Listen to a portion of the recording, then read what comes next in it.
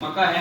सबसे पहली बात लोग कहते हैं कि हमको वैरायटी, तो मैंने 3 वैरायटी की मक्का लगाई है, लेकिन तीनों वैरायटी में मतलब कोई ये नहीं कहेगा कि मक्का मतलब छोटा है और मक्का लास्ट तक बराबर है, पहली चीज। और लोग कहते हैं कि यार क्यों नहीं हो रहा है, लोग 2-2 बार डीएपी डाल रहे हैं, यूरिया डाल रहे हैं, लेकिन उसके बाद भी लोगों का इस साल ये देखने को आया है कि यहाँ तक आया मक्का, इधर ऊपर आया नहीं है। क्या मैं सही बोल रहा हूँ? यस है ना?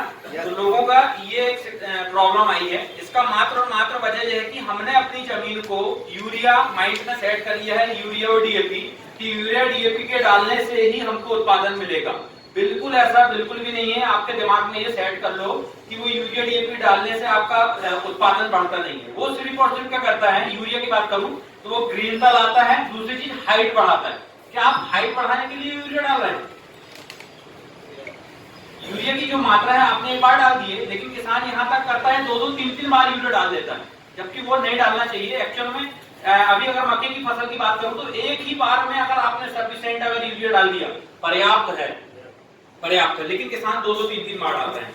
प्लस यहाँ पर क्या हो रहा है हमारे पास, अगर मैं बात करूं ये जो मक्का की फसल में मैं बात करता हूं, तो मैंने जो है तो कंटिन्यू 3 साल से अपना जो है तो एनपीके और सेब जमीन पे मैं ड्रिंचिंग के माध्यम से देता हूं। किसान बोलता है कि मैं इसमें मतलब मक्के की फसल बढ़ गई है, मैं इसको कैसे डालूं, ये सब समस्या आती है।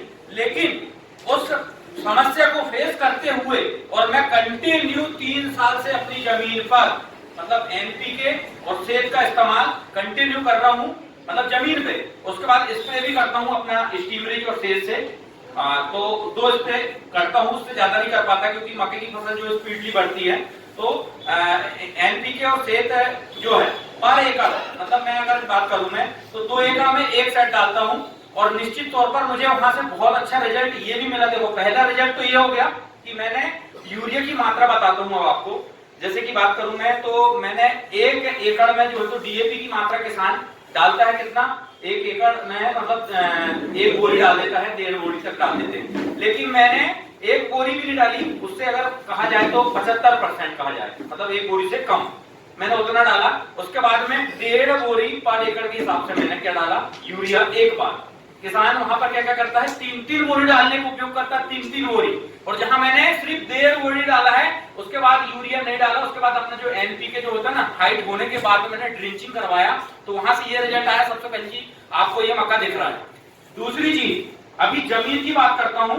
किसान कहते हैं कि भाई मेरी जमीन आज दिन ब दिन हार्ड हो रही है, सही बात है कि नहीं है? यस।